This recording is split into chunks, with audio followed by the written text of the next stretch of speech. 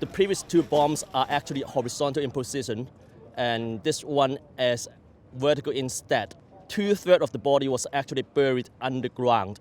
As a result, we need to unearth at least part of the object before we can start our operation. And because the bomb is not actually stable, we need to do it very carefully throughout the operation. Down below is territory now overrun by the Japanese.